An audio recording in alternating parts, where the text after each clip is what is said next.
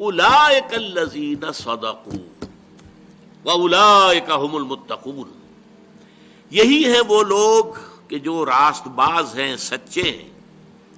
یعنی نیکی کا دعویٰ تو سبھی کر رہے ہیں، وہ جسم فروش عورتیں بھی، یا جو دھمال کھیلتی ہیں جا کر عرسوں میں، وہ بھی سمجھتی ہیں کہ ہم بڑا نیکی کا کام کر رہے ہیں.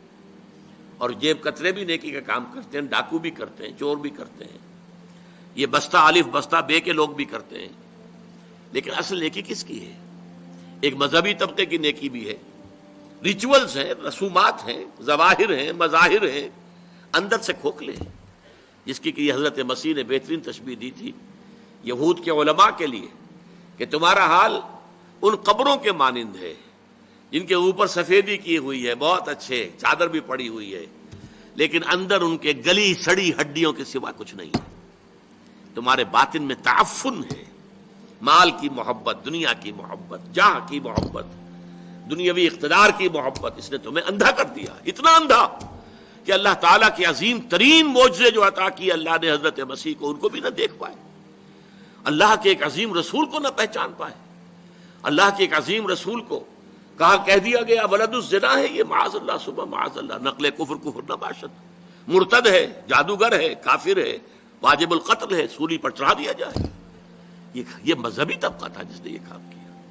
اور ایک طبقہ ہمارے ہاں وہ لبرل، جیسا کہ میں نے عرض کیا تھا، وہ کہتے ہیں بھائی سچ بولنا چاہیے، کام اپنا کرنا چاہیے، وعدہ پورا کر، باقی یہ نماز روزہ جو ہے یہ تو انفرادی معاملہ ہے، یہ انسان کا اور اللہ کا اپنا درمیانی معاملہ ہے.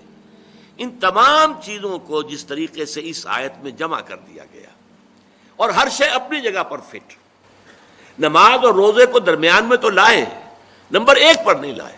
نمبر 1 پر وَآتَى الْمَالَ عَلَىٰ حُبِّهِ ذَوِي الْقُرْبَىٰ وَالْيَتَامَىٰ وَالْمَسَاكِينِ وَابْنَ السَّبِيلِ وَالسَّائِلِينَ وَفِي الرِّقَابِ. اور اس سے بھی پہلے اصل ایمان، موٹیویشن کیا ہے تمہارا؟ اب دیکھیے ہماری مجبوری کیا ہے. ہم انسانوں کی مجبوریاں ہیں 2. ایک تو یہ کہ ہم اعمال کے ظاہر پر حکم لگاتے ہیں، ہمیں باطنی تو نظر نہیں آتا، ہم کسی کا دل نہیں دیکھ سکتے، ہمیں نہیں معلوم اس کی نیت کیا ہے، اور کسی کی نیت پر بلا سبب شک کرنا، شبہ کرنا، اس کی ہمیں اجازت نہیں. لہذا ہم تو کہہ دیں گے یہ نیکی ہے، یہ نیکی کا کام ہے. ہم اس کی باطنی جو ہے، اس کا اصل پس منظر کیا ہے، اس کی اصل جذبہ محرکہ کیا، ہم نہیں جان سکتے. دوسرا معاملہ کیا ہے، ایک ہی شخص کے ہم کچھ اعمال کو کہتے ہیں یہ کام تو اس نے بڑی نیکی کی ہے، یہ کام اس کے بڑے برے ہیں. یہ بھی در حقیقت ہماری محدودیت ہے.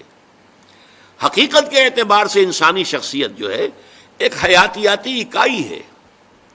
دیکھیے اگر آم کا درخت ہے تو آم لگے گا، اس میں نیمبو کیسے لگ جائے گا؟ آم لگے گا، یہ نیم کی نمولی کیسے لگ جائے گی؟ اگر آپ ایک درخت میں دیکھتے ہیں کہ آم بھی لگا ہوا، نمولی بھی لگی ہوئی ہے، وہ کڑوی کسیلی نمولی بھی لگی ہوئی ہے اور میٹھا آم بھی لگا، آپ کیا کہیں گے؟ کیسے انہونی سی بات ہے. تو شخصیت تو ایک وحدت ہے، یا اس کے اندر خیر ہے یا شر ہے. شر ہے تو شر ہی ظاہر ہوگا، چاہے اس شر نے اوپر کوٹنگ لے لی ہو خیر کی، بظاہر نیکی کا ایک عمل کر رہا ہے، لیکن اس درخت کا، اس کی جڑ سے جو شر کی غذا اسے مل رہی ہے، اس اعتبار سے اس عمل کے اندر شر ہے، خیر نہیں ہے، چاہے ظاہری اعتبار سے خیر نظر آ رہا ہو. اسی طریقے سے جو شخص نیک ہے اس کے عمل میں نیکی ہی نظر آئے گی، برائی نہیں ہوگی. البتہ اس میں ایک استثناء ہے، جو حقیقتاً نیک ہے، جو اس پیمانے پر پورا اتر رہا ہے. وَلَٰكِنَّ الْبِرَّ مَنْ آمَنَ بِاللَّهِ وَالْيَوْمِ الْآخِرِ وَالْمَلَائِكَةِ وَالْكِتَابِ وَالنَّبِيِّينَ إِلَىٰ آخِرِ الْآيَةِ. جو شخص اس پر پورا اتر رہا ہے اس سے بھی کبھی وقتی حالات کے تحت، وقتی اثرات کے تحت کوئی غلط کام سرزد ہو سکتا ہے. یہ نہ سمجھیے کہ اس سے کبھی بھی کوئی برائی جو ہے اس کا ظہور نہیں ہو سکتا، نہیں ہو سکتا ہے، لیکن فوراً توبہ کرے گا. اگر اس کے اندر نیکی ہے، وہ کسی بدی کو مستقل طور پر اپنی زندگی میں، اپنے کردار کے اندر جگہ نہیں دے سکتا. اس کو آپ 2 اور 2 4 کی طرح جان لیجیے. وقتی آلات ہیں، وقتی اثرات پڑ گئے ہیں، یا جذبات کا کوئی طوفان امڈ آیا ہے وقتی طور پر، اور اس میں جو ہے آدمی سے کوئی غلط حرکت سرزد ہو گئی ہے، لیکن اگر نیک ہے اندر سے فی الواقع فوراً توبہ کرے گا.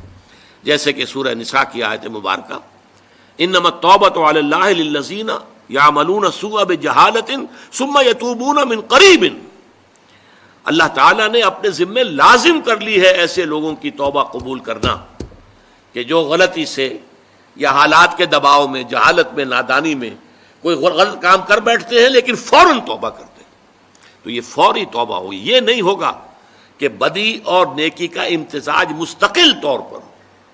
یہ نہیں ہو سکتا کہ ایک طرف نماز، روزہ، یہ سارا کچھ بھی ہو رہا ہے، دوسری طرف سودی کاروبار مستقل طور پر اپنے دھندے میں شامل ہے، یہ نہیں۔ یہ اگر ہے تو اس کا مطلب یہ ہے کہ نیکی نہیں ہے، اصل میں یہ اندر اندھیرا ہی ہے، روشنی نہیں ہے، اندر تاریکی ہے، اندر کوئی نور نہیں ہے، یہ صرف ظاہر کے کچھ اوپر جو ہے لبادے اوڑھ لیے گئے ہیں، ان کی حقیقت کوئی نہیں۔ آخری بات اس آیت کی، وَأُولَٰئِكَ هُمُ الْمُتَّقُونَ، یہ سمجھیے بونس ہے اس آیت کا کہ تم نے نیکی کی اصل حقیقت کو اگر سمجھ لیا تو ساتھ ہی یہ نوٹ کر لو، یہی لوگ متقی ہیں۔